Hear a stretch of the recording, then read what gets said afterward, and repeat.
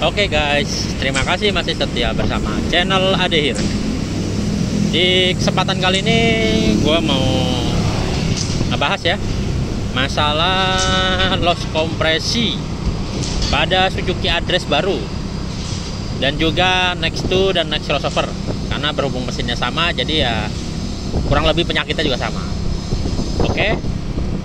Nah, jadi keluhan yang gue baca-baca di medsos itu seputar loss kompresi pada Suzuki Address baru yang biasanya kilometernya itu belum sampai 10.000 guys. Bahkan ya masih di bawah setahun lah ya. Oke. Jadi gue mau bahas di sini guys ya. Nah, ini juga gue sebenarnya pakai Suzuki Address merah Playful ya guys ya. Ini keluaran produksi tahun 2023. Gue beli bulan Agustus ya guys ya. Nah, ini otomatis juga kan kalau emang katanya isunya loss kompresi, otomatis gue juga ada ngalamin loss kompresi dong. Tapi sejujurnya untuk address gue yang merah ini gue belum mengalami namanya loss kompresi guys ya di motor merah ini.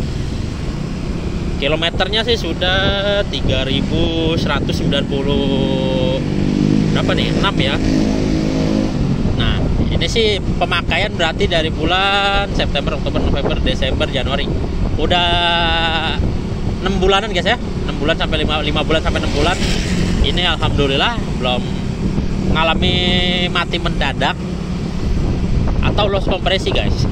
Jadi di sini yang mau gua lurusin, nah itu sebenarnya pengguna address yang motornya mesin mati mendadak itu beneran loss kompresi atau cuman mati doang guys.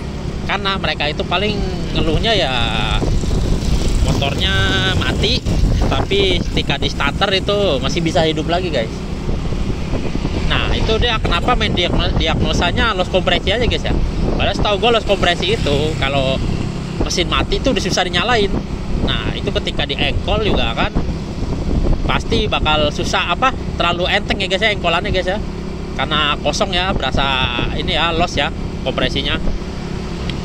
Nah, oke, jadi yang pertama mungkin diagnosanya itu bukan loss kompresi guys. Kalau cuma mati mendadak, bisa jadi dari bensinnya yang kotor guys.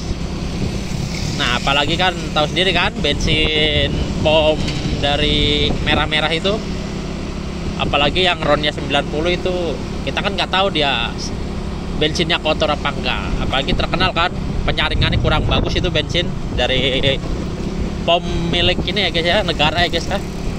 Tahu lah pasti yang banyak di jalan itu. Nah, terus faktor bensin ya, bensin kotor itu mempengaruhi juga, jadi mesin gampang mati.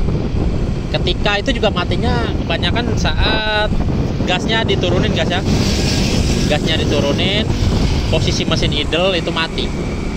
Nah, faktor pertama kan tadi bisa jadi dari bensinnya kotor. Nah, faktor kedua bisa jadi dari setelan idle-nya, idle throttle bodinya itu mungkin ya guys ya terlalu rendah.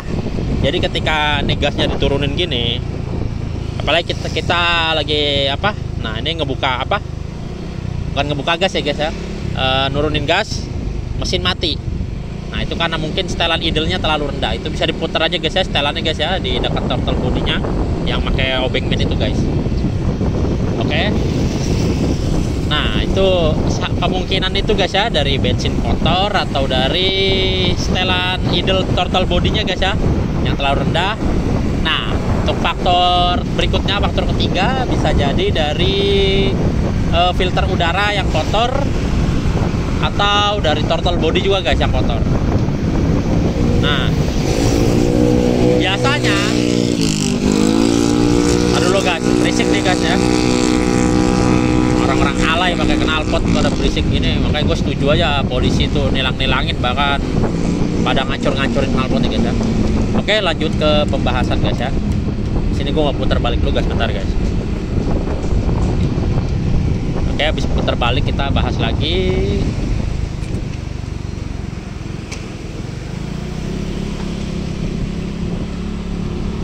Nah, oke. Nah, pembahasan berikutnya tadi ya yang gue bilang ya throttle body kotor ya. Nah, Kalau yang gue baca-baca di grup yang katanya motornya pada mati mendadak, itu setelah diservis penyakitnya hilang guys, alias nggak pernah muncul lagi, ya kan?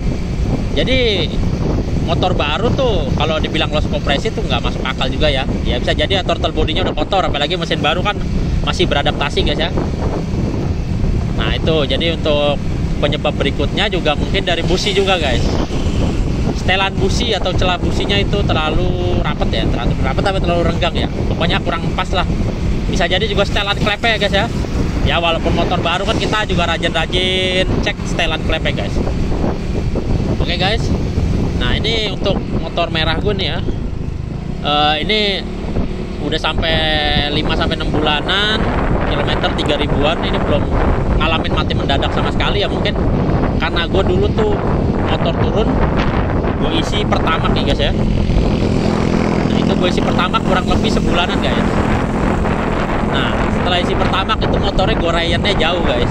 Jadi gue ngerayan motor ini nih ya ke Cirebon guys, dari Bekasi ke Cirebon PP itu guys ya.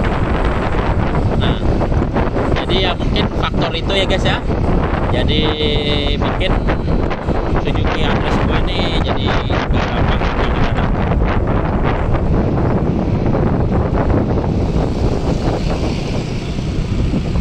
Nah ini di kiri ada bengkel mobil Suzuki guys ya. Ini di konten gue yang sebelumnya gue pernah bahas kalau bengkel resmi ini atau showroom ini menerima servis motor Suzuki guys. Nah oke guys, jadi ya menurut gue itu aja guys ya, pandangannya guys ya, penyebab Suzuki Address mati ngedadak ya, walaupun belum tentu loss kompresi.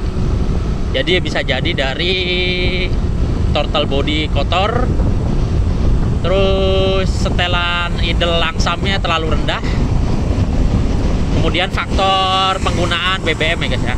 Walaupun ini motor awal-awalnya gue pakai pertamax sebulan pertama, tapi ujung-ujungnya gue pakai pertalite lagi guys ya, karena nyesuaiin kompresinya aja guys ya. Karena ini kompresinya cuma 9:1 atau berapa ya, jadi ya harus pakai RON 90 guys ya. Nah jadi menurut gue ya, yang tadi gue lanjutin lagi, jadi ya kalau bilang loss kompresi ya belum tentu juga. Kalau lo mau buktiin motornya loss kompresi apa enggak, itu disela guys. Nah kan kalau disela itu nanti ketahuan. Kalau emang selaannya terlalu enteng itu baru namanya loss kompresi. Tapi kalau disela masih keras, ya itu namanya bukan loss kompresi. Ya barangkali mati mendadaknya yang karena faktor tadi itu. Jadi kalau mati mendadak masih bisa di starter ya itu ya nggak usah khawatir guys. Nah kan gue juga punya Suzuki Address gue yang putih ya guys ya, yang tahun 2021 itu gue udah ngalamin 2 kali mati mendadak. Nah itu 2 kali mati mendadaknya pas gue ngerem pas mau lewat polisi tidur. Nah kalau Address gue yang putih itu mati mendadaknya kalau nggak salah kan waktu itu gue kiranya itu loss kompresi guys ya, tapi gue tuh selahannya masih keras.